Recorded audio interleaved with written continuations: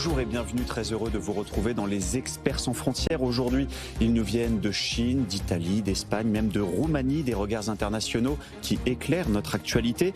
Ensemble, on va débriefer aujourd'hui 2 visites d'État qui ont eu lieu cette semaine et qui soulèvent des questions géopolitiques majeures. Déjà, Emmanuel Macron qui s'est rendu en Chine. Vous verrez que sur place, beaucoup de bruit, mais peu d'effet à l'arrivée. Et ensuite, Vladimir Poutine qui, lui, vient de se rendre en Inde. Là encore, malgré les sanctions occidentales contre le pétrole russe, vous verrez que New Delhi et Moscou se montrent déterminés à renforcer leurs liens économiques. On débriefe de tout ça tout de suite avec nos experts sans frontières, mais avant, le journal de Stéphanie Colo. FM Business présente les experts sans frontières. Mathieu Jolivet. Bienvenue si vous nous retrouvez dans les Experts sans frontières. Vous savez, chaque semaine, c'est le rendez-vous où mes invités, mes experts sans frontières, sont tous soit étrangers, soit d'origine étrangère. En tout cas, ce sont des regards internationaux, une loupe un peu extérieure qui nous aide, nous, à sortir de notre prisme franco-français. Et c'est précieux pour essayer de comprendre ou de prendre un peu de hauteur sur notre actualité. Aujourd'hui, je suis très heureux d'avoir autour de moi Adina Revol. Bonjour. Bonjour.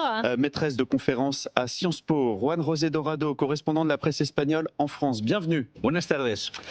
Shonian Li, consultante chez Feida Consulting, diplômée de l'Université de Pékin et de HEC. Bonsoir. Bienvenue Shonian, bonsoir. Et puis nous retrouvons Daniele Zappala. Bonsoir, Daniele. Docteur en géographie politique, vous enseignez à la Sorbonne. Vous êtes aussi auteur de Cuisine-Cousine dans la casserole du soft power européen aux éditions L'Harmattan. Juste un mot, Cuisine-Cousine. Alors c'est quoi là c'est un essai sur la géopolitique culinaire, la géographie culinaire. Tout à fait. C'est un essai sur les potentiels de notre énorme patrimoine culinaire, à la fois pour la bonne entente entre les pays européens et également pour booster l'image en fait de l'Europe dans le monde. Et aujourd'hui, nous en avons en fait énormément besoin. Nos bons plats comme des ponts entre les peuples, je pense qu'on en a vraiment besoin. Et d'ailleurs, restez avec nous parce qu'à la fin de l'émission, j'ai demandé cet exercice à chacun de nos experts sans frontières ici, de choisir un plat de leur pays d'origine pour voir comment notre chercheur Daniele Zappala arrive à le décortiquer et nous en faire une cuisine géopolitique. Mais pour commencer, j'aimerais qu'on débriefe ensemble cette visite d'État d'Emmanuel Macron, très importante en Chine cette semaine. Là, ça y est, il repart ce vendredi. Écoutez-le pour commencer, Emmanuel Macron qui était là-bas, qui veut rééquilibrer les relations économiques de la France avec la Chine. Au fond, l'Europe doit se réformer pour être plus compétitive et investir davantage. La Chine doit poursuivre cet agenda de renforcement de sa consommation domestique et nous devons trouver un cadre pour accroître les investissements directs chinois en Europe et en particulier en France, créateurs de valeur ajoutée et d'emplois. Voilà, alors sur place, note le Frankfurter Allgemeine Zeitung, il titre « Grand geste, peu d'effet à l'arrivée ». Bon, c'est un petit peu sévère. Shonian Li, quand on écoute Emmanuel Macron, franchement, j'ai envie de vous dire, qui peut croire qu'un président de la République française peut demander à Xi Jinping, quelque part, de bouger les curseurs, de changer de modèle économique pour exporter un peu moins, pour consommer un peu plus? Ça paraît presque un petit peu présomptueux. Oui, mais je pense que cela montre quand même une volonté de renforcer la coopération franco-chinoise. Et surtout dans le contexte actuel où on voit que ces dernières années, la Chine avance très vite sur le développement des hautes technologies, par exemple. Et par conséquent, cela fait du sens à mes yeux de coopérer davantage, par exemple, sur le transfert de technologies ou dans le secteur de l'innovation. Après, sur la question du déficit commercial, moi, je voudrais souligner un point, c'est que ce n'est pas forcément un mauvais signe de santé économique. Cela dépend du contexte, des causes et de la structure de l'économie. Par exemple, les États-Unis ont le plus grand marché de consommation au monde. Donc, il est logique que les États-Unis importent beaucoup. Il a un grand déficit commercial avec la Chine aussi. Par contre, les États-Unis ont un grand excédent en service vers le reste du monde. Mais est-ce que, je vous interromps, mais est-ce qu'il y a, il n'y a pas quelque chose de presque malsain à voir que les déficits des uns viennent entretenir les excédents des autres? Parce que c'est finalement ça qui arrive, qu'on a à l'arrivée. Nous vivons dans une économie globale. Alors pour moi, le déficit commercial, c'est une conséquence du commerce international qui suit les règles du marché. C'est-à-dire, où il y a un besoin, il y a une offre.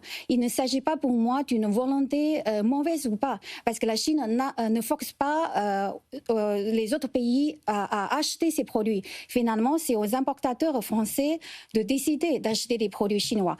Alors, s'il n'y avait pas de produits chinois, il y aurait d'autres produits venant d'autres pays.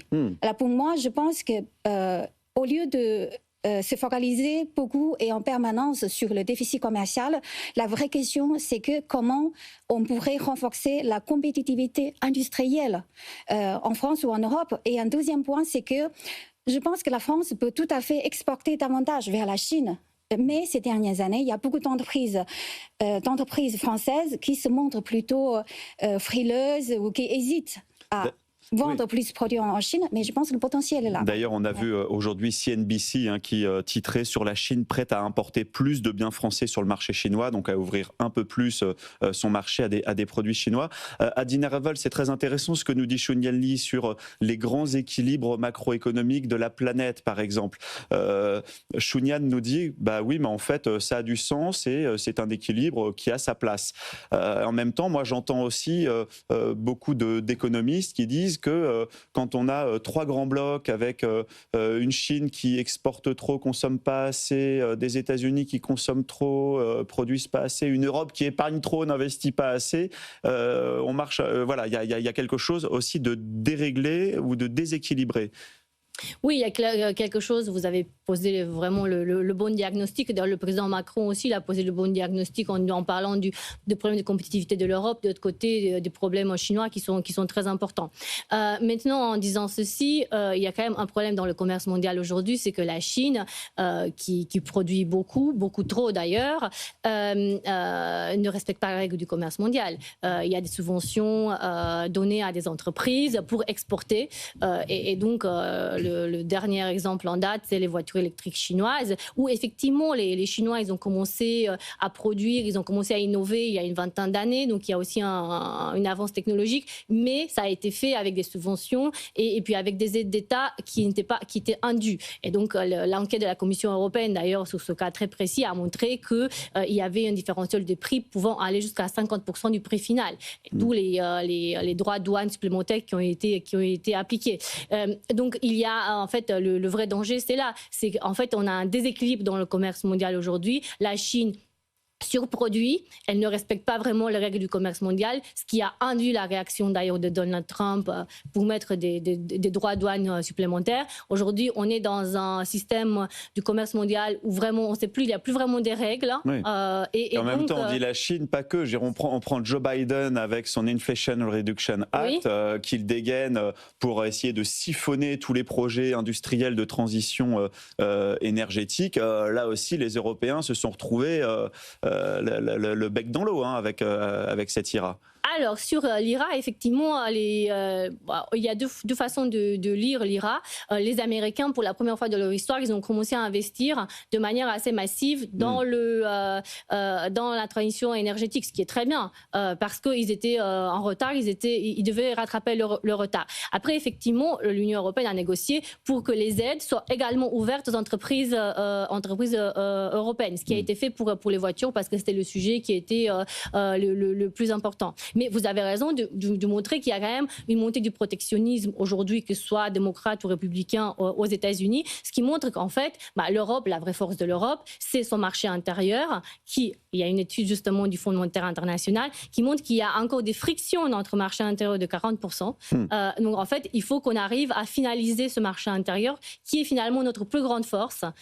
Et moi, personnellement, quand j'entends les transferts de technologies chinoises ou du potentiel du marché chinois, moi, je suis plutôt sceptique. Pourquoi ? Parce qu'on sait très bien que lorsqu'on a, nous, Européens, transféré des technologies en Chine il y a eu du vol informationnel. Et puis, le marché chinois reste très fermé. Moi, je connais très bien le marché chinois. Pour exporter, par exemple, vous êtes une entreprise cosmétique française, pour y exporter, c'est très difficile. Si vous avez un brevet, on vous demande tout sur le brevet. Pourquoi ? Pour copier derrière. Parce que ça, c'est un vrai sujet. Et dernier point, sur la technologie verte, par exemple, dernière dégaine du pouvoir chinois, ils ont dégainé l'extraterritorialité sur les matières premières rares. Donc aujourd'hui, tout doit être signé par les pouvoirs chinois, toute exportation, licence d'exportation. Sachant qu'ils ont dans le même temps créé en parallèle tout un maillage mondial pour sécuriser les chaînes d'approvisionnement sur tout ce qui touche à la transition énergétique.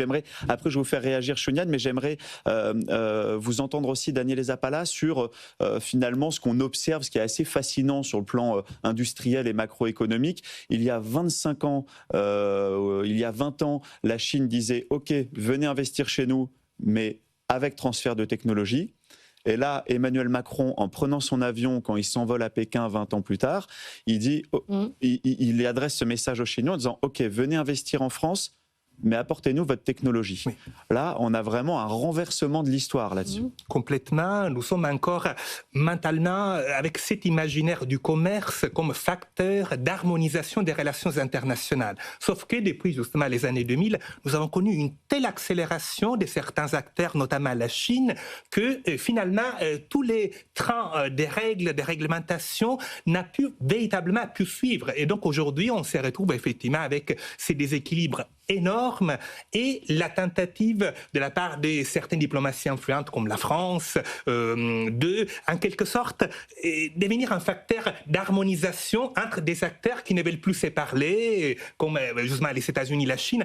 Donc la Chine aujourd'hui, c'est un acteur clé des enjeux en fait géopolitiques, géoéconomiques de demain et à l'Europe peut-être en fait ce rôle d'essayer d'amadouer, de en fait ramener la Chine vers ses cadres réglementaires, mais c'est sûr que ce défi c'est loin d'être gagné et on l'a vu avec cette visite d'Emmanuel Macron. Oui, c'est ça, hein, Juan Rosé, Dorado, c'est finalement le commerce, comme dit Daniele, le commerce a été vraiment un facteur de paix, un facteur de pont entre les peuples pendant toute la période post-guerre froide, et aujourd'hui c'est presque le déclencheur d'une nouvelle tension géopolitique mondiale, ce même commerce. Sans aucun doute, déjà parce qu'effectivement, l'OMC était l'un des acteurs majeurs du commerce mondial, et depuis plus d'une décennie, l'OMC ne compte plus. Que ce soit pour la Chine, que ce soit pour les États-Unis, de Donald Trump. Mais dans le cas concret d'Emmanuel Macron en Chine, il était temps qu'il aille quand même en Chine, parce qu'il n'est allé qu'en 2023 et maintenant en 2025. Entre-temps, et là je vous donne l'exemple, le président espagnol est allé à 3 fois et un voyage officiel du roi et de la reine d'Espagne vient de se terminer du côté de la Chine. Parce que vous avez, l'Espagne est devenue en quelque sorte une espèce de tête de pont entre la Chine et l'Europe, parce que, rappelez-vous tout simplement, toutes les critiques autour des panneaux solaires qui étaient fabriqués en Chine et qui ont envahi l'Europe. Aujourd'hui, on parle effectivement des transferts des technologies, on parle des énergies vertes, on parle aussi des soucis de batteries électriques. L'Espagne vient d'inaugurer, vient d'émettre la première pierre avec une entreprise chinoise et d'ailleurs Stellantis qui est du projet vient de commencer les travaux d'une giga-usine des batteries électriques en Espagne. Il y a 4 milliards d'euros qui sont investis par la Chine en Espagne. Il y a d'autres milliards qui vont arriver. Et comment l'opinion publique voit ça en Espagne? Est-ce qu'on accueille les investissements chinois à bras ouverts, ou est-ce qu'on a aussi les mêmes polémiques qu'on a en France par rapport, par exemple, à l'inondation des petits colis, par rapport au fait que l'Europe soit devenue un marché un peu déversoir de produits chinois depuis que le marché américain s'est fermé? Est-ce que ça, c'est un sujet qui tient à cœur les Espagnols? Là, c'est un sujet complètement différent dans le sens où là, on parle des investissements massifs des Chinois qui créent des emplois. On fait pousser des usines, on crée des emplois, on apporte de la technologie. Ça, voilà. Donc, ils vont apporter de la technologie. On parle des transferts de la technologie, des technologies, mais en même temps, la Chine envoie pour cette méga usine, on voit 2000 ressortissants chinois travailler en Espagne. Donc, c'est-à-dire que, oui, il y a, entre guillemets, un transfert de la technologie, mais parce que ces ingénieurs chinois arrivent en Espagne, c'est eux qui vont, en fait, installer les technologies qu'ils les comprennent. Mais donc, pour les Espagnols, il est certain que la Chine aujourd'hui est le pays auquel on doit se référer. Parce que nos relations, que ce soit bilatérales de l'Espagne avec les États-Unis, sont très mauvaises. Parce qu'effectivement, en Europe, il y a un certain nombre de pays. C'est pour ça que je pense que pourquoi Emmanuel Macron a mis autant de temps à aller en Chine, même si on verra dans quelques jours ou dans quelques semaines quel est le résultat réel de ce voyage, en sachant que sur la partie géopolitique internationale et l'Ukraine, dont on pourra parler, ça n'a pas été très fort, ils n'ont pas eu l'accord des Chinois. Et d'un autre côté, effectivement, vous avez parlé de la balance commerciale, qui est très déséquilibrée, mais en même temps, qui n'a pas une balance déséquilibrée avec les Chinois. En tout cas, on sent en vous écoutant qu'il y a une approche espagnole assez pragmatique dans sa relation avec la Chine. Je vous voyais, vous aviez envie de répondre, réagir tout à l'heure quand vous entendez nos invités dire bah oui, mais la Chine, elle ne joue pas les mêmes règles du jeu que nous. Et en même temps, ce qu'ils disent, c'est aussi assez factuel. Et j'allais dire là-dessus, c'est un peu l'histoire qui se répète. Moi, personnellement, j'étais allé suivre François Hollande en 2014 lors d'une visite d'État en Chine que j'avais couverte. Et en fait, j'ai regardé les deux dossiers de presse, celui que j'avais gardé de 2014 et celui d'Emmanuel Macron là. Les dossiers, c'est quasiment les mêmes. Les dossiers en haut de la pile, c'est celui de la réciprocité. Ça n'a pas bougé en 10 ans. Alors, je voulais rebondir d'abord sur ce qui a été dit par Madame, Adina, oui. sur les subventions d'État à l'industrie des véhicules électriques en Chine, parce que c'est une question qui intéresse beaucoup de monde. Je voudrais d'abord rappeler que la Chine, au début, a décidé de développer cette industrie, c'est pour réduire l'émission de CO2 et pour aussi avoir une transformation énergétique. Alors, ensuite... Je rappelle que c'était même un objectif politique affiché par Xi Jinping de devenir leader mondial de cette transition énergétique. Donc derrière, il met le paquet sur cet objectif politique. En Chine, quand on a pris une décision, on la prend au sérieux.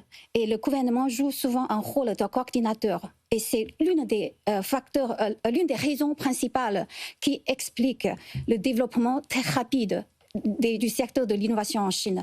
Donc, au début, entre 2014 et 2022, le gouvernement chinois a mis en place un programme de subvention à l'achat de véhicules électriques et hybrides rechargeables en faveur des consommateurs chinois. Alors, cette subvention a déjà pris fin à la fin de l'année 2022. Aujourd'hui, il y a une sorte d'exonération de la taxe à l'achat de consommateurs des voitures électriques en Chine. Ensuite, en ce qui concerne la subvention d'État, d'aide financière en faveur des entreprises chinoises, je n'en connais pas le montant. Je ne suis pas sûre qu'aujourd'hui, l'État finance encore massivement les entreprises chinoises dans cette industrie, mais et souvent, il peut s'agir d'autres formes d'aide, par exemple la subvention à la recherche au développement ou bien le financement pour développer l'infrastructure, par exemple les bancs de recharge, les batteries, etc. Mais croire que les entreprises chinoises des véhicules électriques, leur succès repose essentiellement sur les aides financières de l'État, pour moi, cela constitue un cliché. En fait, je termine là-dessus. Un deuxième point très rapidement. Alors, quand on regarde le concept du dumping, généralement, le dumping, c'est que le prix de vente d'un produit est supérieur dans son pays d'origine que... Oui, c'est le principe du dumping. Exactement. Par contre, si on regarde les prix des véhicules électriques chinois en Europe, en moyenne, ce prix est entre 40% à 50% supérieur au prix des mêmes modèles en Chine. Donc, en fait, si on regarde ça, on ne peut pas dire que c'est un dumping. Voilà. Adina, vous vouliez réagir, Adina Non, mais vous avez raison de dire qu'effectivement, la Chine a décidé, il y a 20 ans, de développer le moteur vert, justement, puisque sur le moteur thermique, il y avait le leadership européen, et donc il y avait aussi la volonté effectivement, de jouer vert, puisque il faut voir, l'enjeu climatique est un enjeu important en Chine. Beijing est très pollué, par exemple, donc c'est un enjeu important. Ceci étant dit, la Chine, le pic pour la pollution, c'est en 2030 et la transition, le net zéro pour 2060. L'Europe, c'est 2050. Et en Europe, on a aussi mis en place justement cette volonté industrielle également. Et ça se fait dans les règles du marché. Il y a des subventions, mais c'est ouvert à tout le monde. Et c'est ça la grosse différence. Pour les marchés, pour les véhicules thermiques, j'ai pris cet exemple parce qu'il est documenté par l'enquête de la Commission qui respecte les règles de l'OMC. On a eu en Europe, vous avez rappelé l'exemple des panneaux solaires chinois qui ont tué la filière de panneaux solaires européenne. Aujourd'hui, en fait, on essaie d'exister à nouveau en Europe parce que justement, en 2012-2013, on a subi justement cette déferlante de panneaux solaires chinois pas chers. Et donc, on a effectivement un déséquilibre de ce côté-là. Donc, je comprends qu'il y a effectivement... J'ai vécu dans un pays communiste, donc je sais comment ça marche. Lorsque le parti veut quelque chose, tout est mis en marche pour que ça se fasse. Le plan quinquennal, je connais. Mais en même temps, il y a un déséquilibre aujourd'hui entre les règles que la Chine ne respecte pas et puis ce que le reste du monde. Par exemple... Désolé, il faut vraiment qu'on marque une courte pause. Non, mais c'est très intéressant de vous entendre parce que quand on vous entend, on voit qu'il y a vraiment deux modèles où le point commun, c'est qu'on soutient des filières, mais en revanche, la méthode, elle est clairement pas la même. L'Europe n'a pas assez d'argent. C'est pas une question de volonté, mais une question de faisabilité. Allez, on va marquer une courte pause et ensuite, j'aimerais bien qu'on parle aussi d'Ukraine et des messages qui ont été envoyés ces derniers jours qui sont aussi majeurs. Une courte pause, à tout de suite. BFM Business présente Les experts sans frontières. Mathieu Jolivet. Bienvenue si vous nous retrouvez dans les Experts sans frontières. Autour de moi, Dina Revol, maîtresse de conférences à Sciences Po, Juan José Dorado, correspondant de la presse espagnole en France, Daniele Zappala, docteur en géographie politique, auteur de Cuisine aux éditions L'Harmattan, et puis Shunyan Li, consultante chez Feida Consulting, diplômée de l'université de Pékin et d'HEC. Nous parlions de cette visite d'État d'Emmanuel Macron en Chine cette semaine. Bien sûr, un dossier au-dessus de la pile, c'est celui de l'Ukraine, qui était au cœur des sujets portés par Emmanuel Macron. Macron exhorte Xi Jinping à aider à mettre fin à la guerre en Ukraine. Titre cette semaine le New York Times. En fait, vu la tonalité des échanges, on sent que la Chine, à l'arrivée, n'est pas prête à lever le petit doigt. Daniele Zappala, est-ce que finalement Xi Jinping a raison quand il dit que malgré son alliance avec la Russie, il n'a aucun moyen d'encourager Vladimir Poutine à arrêter le conflit? C'est en substance le message qu'il a fait passer de manière assez claire et inhabituelle à Emmanuel Macron. Disons que la teneur des relations entre les deux pays contredit quand même ce type d'affirmation dans la mesure où aujourd'hui on voit bien que beaucoup des déclarations de Moscou arrivent en fait avec un timing qui quand même est assez coordonné, je trouve, avec en fait l'agenda en fait chinoise. On voit bien qu'il y a en fait actuellement des perspectives des rapprochements plus ou moins avoués, malgré effectivement cette attitude de Pékin de toujours vouloir se présenter sur une position un peu de neutralité. Donc c'est vrai que pour Macron, l'équation était, à mon sens, presque impossible, car effectivement les enjeux au cœur en fait de l'Asie finalement sont trop importants pour qu'il y ait sans doute un retournement diplomatique majeur. C'est ça, sachant qu'il y a une alliance qui s'est totalement renforcée, la Russie qui a pivoté vers la Chine depuis son invasion en Ukraine en février 2022. Et ça, c'est quelque chose que Xi Jinping a en tête. Vladimir Poutine, lui, de son côté, monte totalement d'un cran dans les menaces. Une rhétorique martiale qui a été assez spectaculaire. Là, on passe vraiment au niveau au-dessus. Écoutez Vladimir Poutine. Nous ne prévoyons pas de combattre l'Europe, je l'ai déjà dit 100 fois. Mais si l'Europe décide soudainement de nous faire la guerre et la commence, nous sommes prêts dès maintenant. Il ne peut y avoir aucun doute là-dessus. Si l'Europe choisit de déclencher une guerre, la situation peut très vite arriver à un point où il ne restera plus personne avec qui négocier. Juan José, Qu'est-ce qui peut arrêter Vladimir Poutine, en fait? Cette question, là, je commence à me la poser, mais tous les jours, voilà. Personne aujourd'hui, je pense qu'il peut l'arrêter. Emmanuel Macron, rappelez-vous, au début de l'invasion de l'Ukraine, a essayé de maintenir le contact avec lui et cela n'a pas été possible. On voit qu'aujourd'hui, effectivement, Emmanuel Macron est tout le contraire, en fait. Et parmi ceux qui lidèrent l'opposition à Poutine, c'est clair que ce ne sont pas les États-Unis qui vont pouvoir freiner Poutine, ni la Chine, parce que la Chine a des intérêts, à sa propre agenda à elle. Donc, que ce soit parce qu'il y a Taïwan juste en face et quelque part, ils ne vont jamais condamner Moscou de faire ce qu'il pourrait faire dans quelques temps. Et d'un autre côté, tout simplement parce qu'effectivement, la Chine a une puissance telle que si elle voulait, pourrait faire du mal à la Russie, sauf qu'elle n'a aucun intérêt à le faire. C'est pour ça qu'il y a eu cette fin de non-recevoir assez rapide de Xi Jinping par rapport à Emmanuel Macron. Donc aujourd'hui, l'Europe ne peut jouer que le petit rôle qui est le sien encore aujourd'hui, parce qu'il a été écarté des négociations par les États-Unis. Mais, in fine, l'Europe devra jouer un rôle. Parce que, de toute façon, la politique des États-Unis avec Donald Trump pourrait changer dans 2 ans. C'est une réalité. Dans 2 ans et demi, elle pourrait changer. Et ce qui change très rapidement aux États-Unis, qui ne change pratiquement jamais du côté de la Chine, pourrait effectivement conforter l'Europe dans ce rôle. Donc si quelqu'un peut aujourd'hui continuer à faire face à Poutine, c'est l'Europe, même si elle est aujourd'hui effectivement faible par rapport à un autocrate qui fera ce qu'il veut et qui est dans la surenchère permanente. Vous avez raison de le rappeler, par rapport à Donald Trump, Adina Revol, il y a un document qui a été publié ce matin par la Maison-Blanche qui est assez spectaculaire. C'est la revue sur la sécurité de la défense américaine, un document de 30 pages qui a un véritable précipité, un concentré de la doctrine trumpiste et dans lequel il est écrit noir sur blanc que l'Europe, elle doit voler de ses propres ailes. Ça, c'est la doctrine de la Maison-Blanche. Mais je pense que c'est l'année zéro de l'Europe. Et puis bon, on dit souvent que l'Europe s'est construite dans la crise. Bah là, c'est encore un test, même existentiel.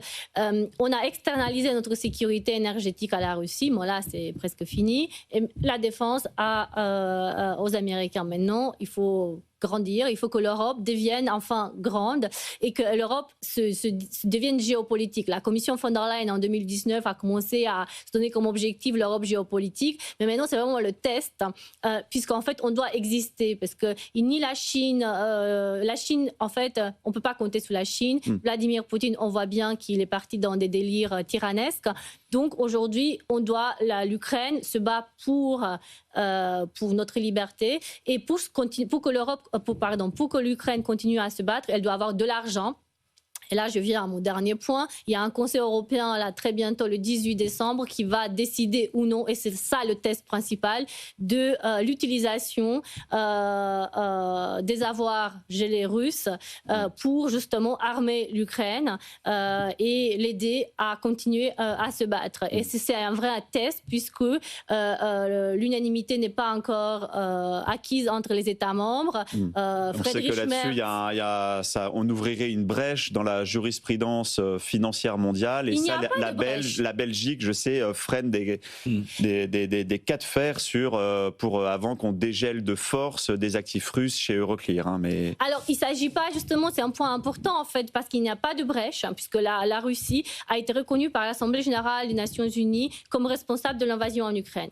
Et donc, on n'ouvre pas une brèche dans le droit international puisqu'on ne saisit pas ces avoirs. C'est un prêt de réparation, c'est-à-dire que ces prêts, donc les avoirs sont utilisés comme une garantie pour un prêt qui est donné à l'Ukraine et que l'Ukraine devra rembourser si la Russie justement paye pour les dégâts qu'elle a fait en Ukraine. Donc ça suit la logique du droit international. Maintenant, il faut convaincre la Belgique, et ce que Friedrich Merz est allé faire aujourd'hui, donc c'est quelque chose de très important, convaincre le gouvernement belge que la proposition de la Commission propose justement un partage équitable de la charge qui ne repose plus justement uniquement sur la Belgique, et l'Allemagne est également prête à participer à ce dispositif. Et pour moi, c'est un vrai test, ça. Parce que si on arrive enfin à rentrer dans le rapport de force pour dire, voilà, on n'a pas que les sanctions, on a également les avoirs gelés parce que c'est beaucoup d'argent pour Poutine. Et cette semaine a aussi décidé au niveau européen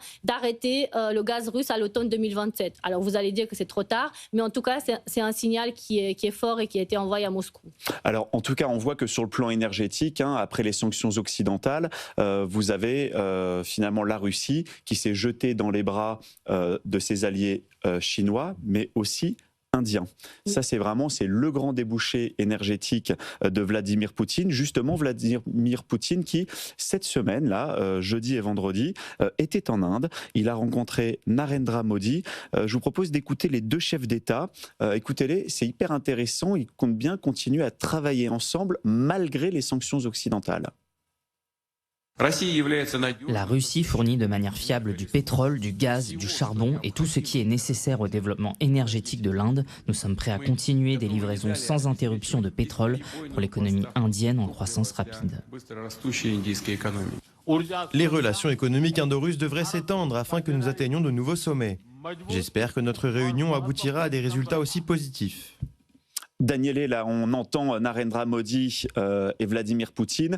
On voit bien que finalement, le pétrole brut bradé, c'est un lien qui est plus fort que les sanctions occidentales. Je rappelle que là, il y a un 18e paquet qui a été voté par l'Union européenne de sanctions qui doit avoir lieu là, le 21 janvier, qui va rentrer en vigueur. Donc là, on sent que finalement, les deux puissances indiennes et russes, finalement, sont plus fortes. Alors, qu'est-ce que ça traduit? Est-ce que ça traduit finalement deux partenaires deux figures centrales d'un nouvel ordre mondial? Oui, disons que derrière, il y a les bras de fer, effectivement un peu incarnés par cette alliance, les BRICS, à savoir cette contestation qui vient de loin, on va dire l'hégémonie occidentale au niveau géopolitique, au niveau des règles du multilatéralisme. Et bien sûr, on voit des acteurs qui se sentent fortes aujourd'hui, comme l'Inde, il faut les rappeler, premier géant démographique mondial, qui joue quand même sur les deux tableaux. D'une part, effectivement, ils achètent bien sûr des technologies occidentales, ils continuent cette relation avec l'Occident, mais d'autre part, ils essayent aussi de renforcer cette alliance encore assez hybride, mais effectivement au cœur de l'Asie, et entre ces grands acteurs, Russie, Chine, justement Inde, avec la Russie qui détient des ressources énergétiques énormes, donc qui a quand même ses rôles de fournisseur. On les voit avec l'Inde, c'était spectaculaire. En 2021, je crois que c'est autour de 10 milliards les exportations de pétrole russe vers l'Inde. Aujourd'hui, on a dépassé les 60 milliards et l'objectif pour 2030, c'est 100 milliards. Donc, 100 milliards. Et je crois que jusqu'ici, depuis l'invasion en Ukraine, New Delhi a économisé 13 milliards de dollars juste en achetant le brut grâce aux ristournes, bien sûr, liées à l'embargo. Et en même temps, Juan José, Narendra Modi, si on gratte le vernis, il reste quand même peut-être pris en tenaille entre Washington et Moscou. D'un côté, s'il écoute Donald Trump, finalement, il contribue à la chute des recettes pétrolières de Vladimir Poutine, et donc il l'affaiblit dans son effort de guerre. Et en même temps, il est aussi lié dans un partenariat stratégique très important avec les États-Unis. Oui, c'est le mot que vous avez utilisé. Ils sont en tenaille, justement, parce qu'on sait bien quelle est la relation que l'Inde a toujours maintenue avec les États-Unis, qui a été soutenue par les États-Unis très souvent. C'est vrai que là, c'est un changement qui est du moment géopolitique. Je ne pense pas que ce rapprochement entre la Russie et l'Inde soit structurel. Quand on va parler de ce rapprochement dans 20 ans, non, je ne pense pas. C'est parce que c'est du gagnant-gagnant pour tous les deux. Et l'Inde, effectivement, essaye de profiter, vous l'avez dit, parce que c'est quand même une puissance internationale. Mais au-delà de tout ça, elle doit quand même garder ce contact avec les États-Unis qui a toujours été derrière l'Inde. Sans oublier, bien sûr, l'Europe occidentale qui a beaucoup aidé l'Inde. Donc, le mot aujourd'hui, c'est justement en tenaille entre ces deux blocs. Mais je ne pense pas que ce soit un rapprochement structurel. C'est juste aujourd'hui géopolitique, et ça s'arrêtera peut-être avec la fin de la guerre en Ukraine. Alors, j'aimerais bien vous entendre aussi sur un symbole géopolitique que je trouve vraiment très fort, et même si ça peut paraître plus lointain, je pense que tout est lié. Cette semaine, on apprend que les Américains vont se renforcer sur le port du Pirée en Grèce. Et en fait, ils vont se renforcer à 20 km du Pirée, en face des installations chinoises, où les Chinois sont présents depuis plus de 10 ans. Et en fait, on est sur un symbole géopolitique qui est super fort, Chounia. Nous, en fait, on voit les Américains et les Chinois qui sont dans un endroit qui est une porte d'entrée de toute l'Europe de l'Est et de toute l'Europe du Sud, avec d'un côté les Américains qui veulent déverser leur GNL, de l'autre côté les Chinois qui veulent sécuriser leur route de la soie. Il est clair que les Américains et les Chinois sont en compétition sur le marché international. D'ailleurs, la rivalité sino-américaine devient une réalité et sera aussi incontournable dans les années à venir. Et les États-Unis ne souhaitent surtout pas être dépassés par la Chine. Donc, il y a quelques années, c'était Trump qui a lancé la guerre commerciale. Voilà, donc je pense que ce genre de compétition va continuer dans différents pays et sur le marché international. Je crois que les différentes projections disent que la Chine pourrait devenir la première économie mondiale entre 2029 et 2040, en fonction des différentes hypothèses macroéconomiques. Sur ce symbole géopolitique du Pirée, Adina, vous qui aussi êtes une spécialiste des questions énergétiques, c'est vrai que c'est assez fou, hein. Il y a encore très peu de temps, on ne pouvait pas s'imaginer qu'on allait s'affranchir du jour au lendemain du gaz et du pétrole russe. Et construire et faire pousser comme des champignons des terminaux gaziers sur les côtes européennes. Oui, pour accueillir le GNL américain. Ouais. Oui, parce qu'en fait, pourquoi je pense que nos téléspectateurs doivent comprendre. Parce que Vladimir Poutine, il nous offrait, comme il offre aujourd'hui à Narendra Modi. J'étais en train de sourire lorsque j'ai écouté le discours à New Delhi. Il nous disait la même chose en Europe. Et il disait la même chose aux industriels allemands. Et donc, la compétitivité de l'Allemagne, de l'industrie allemande, a été construite sur du gaz russe pas cher. Et aujourd'hui, c'est essentiel de ne plus tomber dans ces facilités, parce que ce qu'on a fait, on a externalisé, et je pense que pour l'Inde, justement, c'est pas un bon choix stratégique d'externaliser à ce point son approvisionnement énergétique, parce que l'énergie... l'économie indienne est en forte croissance. Et donc aujourd'hui, la question qui se pose en fait, c'est qu'on doit prendre pleinement en main notre destin énergétique en Europe, ce qui veut dire qu'on ne doit pas être dépendant des États-Unis. Ça doit être provisoire, cette dépendance vis-à-vis du GNL américain. Donc en somme, ça veut dire qu'on doit isoler nos bâtiments. On parle beaucoup en France, vous savez, du chantre nucléaire renouvelable. Mais en fait, d'abord, on doit réduire la consommation du gaz dans les bâtiments. C'est 40% de consommation, c'est essentiel. Ça peut paraître technique, mais c'est la clé. Et après, on doit faire des renouvelables, on doit faire des nucléaires, mais à l'horizon 2040, c'est pas possible avant, et du biogaz fait en Europe et même en France. Et donc la clé, elle est là, on l'a en fait. Donc il faut juste qu'on la mette en œuvre. Mesdames et messieurs, on vient de vous présenter la feuille de route énergétique d'Adina Revol. Pour terminer ces experts sans frontières, on voulait exceptionnellement, à la place de notre carte blanche où chaque expert sans frontières choisit un article local, j'ai demandé à chacun d'entre eux de choisir un plat de leur pays d'origine. Pourquoi ? Parce que nous avons avec nous Daniele Zappala, donc docteur en géopolitique, qui vient de sortir Cuisine Cousine aux éditions de l'Harmattan. C'est une histoire du soft power culinaire européen. Donc on va essayer, si ça vous va, de faire un peu ensemble de géopolitique culinaire avec vous, Daniele. On commence avec vous, Adina Revol. Je crois que vous avez choisi un plat local qui vient de Roumanie. Oui, parce que je suis née en Roumanie, et puis bon, il y a un plat qui est assez spécifique aux Balkans d'une certaine façon. Ça s'appelle les sarmalés, c'est du chou farci en fait. Les sarmalés. Sarmalés, voilà, c'est ça. Et vous voyez, donc on prend des feuilles de chou, ou ça peut être des feuilles de vigne. Mais par contre, c'est pas du chou qu'on trouve en France, parce que c'est une spécialité de chou qu'on peut rouler. Donc c'est vraiment quelque chose de très spécifique. Et à l'intérieur, on peut faire avec de la viande, un mélange. C'est une très bonne tête. Ouais. Voilà, ça se mange en Grèce aussi, donc dans les Balkans. Et donc soit on peut faire végétarien, soit avec de la viande, et on mange ça avec de la crème fraîche. Daniele, qu'est-ce que ça vous inspire, vous, avec votre lecture géopolitique, ces sarmalais? C'est un plat qui est un miroir de l'histoire et du rôle géopolitique de la Roumanie, dans la mesure où c'est un plat carrefour, où on voit bien effectivement l'influence grecque qui est très évidente, l'identité malgré tout, en fait, l'héritage de l'identité et de l'histoire latine de la Roumanie. Et en même temps, il y a l'influence avec les épices, etc., notamment turque. Et donc là, c'est vrai que c'est un plat national qui montre que la Roumanie a peut-être un rôle énorme à jouer dans les prochaines années. Mais c'est bingo, c'est exactement ça. Voilà, les sarmalais, carrefour de l'identité européenne de l'Est. Chenian, vous avez choisi quoi comme plat? Le canard laqué de Pékin. C'est un plat traditionnel et emblématique de Pékin.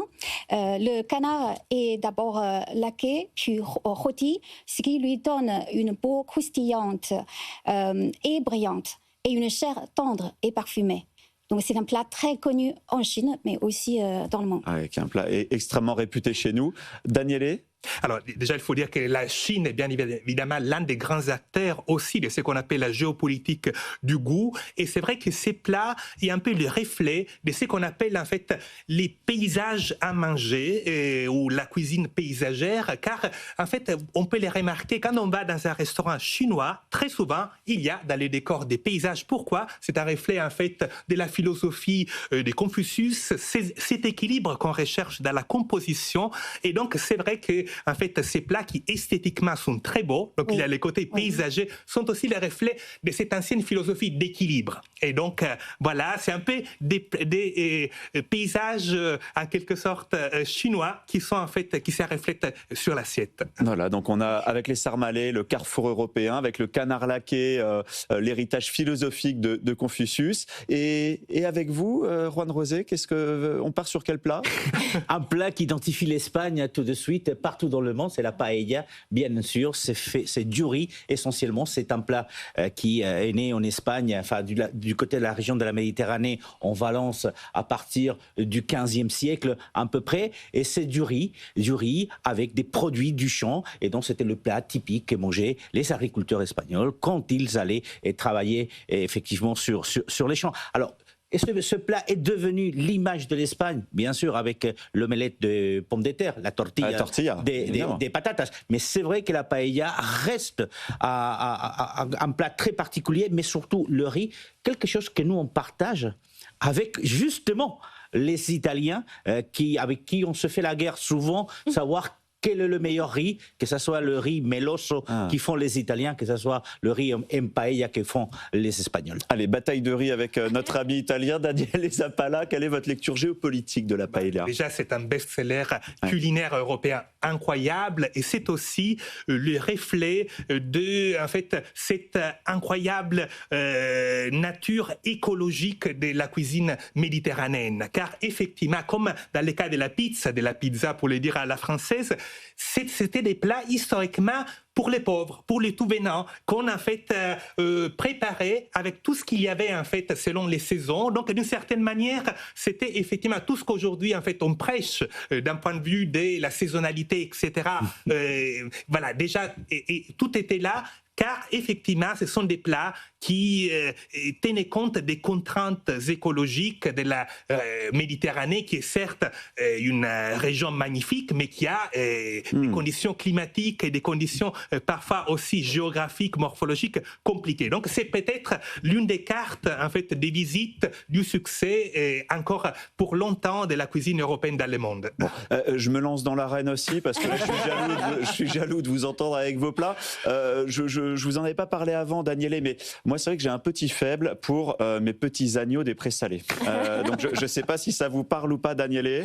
Oui. Si vous pouvez comme ça à chaud nous faire une lecture de ces agneaux des présalés qu'on trouve, on en a en Vendée, là où il y a des marais salants, donc avec des terres, des marais qui se retirent. C'est des endroits très iodés, très salés, et c'est là où nos moutons vont paître dans ces endroits si particuliers. Alors c'est très réputé notamment au Mont-Saint-Michel, et l'agneau des présalés n'a pas son semblable, ils font dans la bouche. Alors c'est un plat exquis, c'est un plat aussi emblématique des littoraux français qui finalement sont exploités au niveau de l'élevage. et donc notamment effectivement en Normandie. Et c'est vrai que cela est complémentaire par rapport à ce qui se passe en Méditerranée, où au contraire le littoral généralement est plutôt symbolique des légumes, donc d'une culture culinaire plus végétale. Et à mon sens, c'est aussi un symbole de cette complémentarité qui fait la richesse de la cuisine européenne, car il y a effectivement cette frontière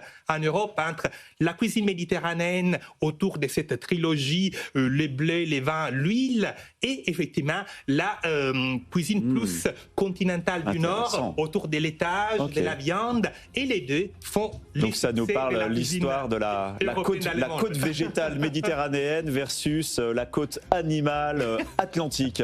Ok, non mais c'est hyper intéressant. Sur mes études, voilà, je voulais vous dire, voilà, j'ai fait en fait une thèse à Sorbonne Université, je n'enseigne pas en fait, voilà, Sorbonne, mais c'est vraiment quand même un sujet qui, à mon sens, a vraiment de l'avenir aussi pour la force de l'Europe en fait de demain. Jusqu'à présent, on l'a sous-estimé, on l'a souvent réduit à des petites anecdotes, mais je crois qu'aujourd'hui, on commence à se rendre compte de plus en plus, les diplomaties européennes, du potentiel d'image pour les soft power européens de ces dimensions. La géopolitique culinaire de Daniele Zappala, docteur en géographie politique à la Sorbonne Université, auteur de Cousine dans la casserole du soft power européen aux éditions L'Harmattan. Merci beaucoup Juan José Dorado, correspondant de la presse espagnole en France. Merci Chonialny, consultant de Feida Consulting. Et merci Adina Revol, maîtresse de conférence à Sciences Po.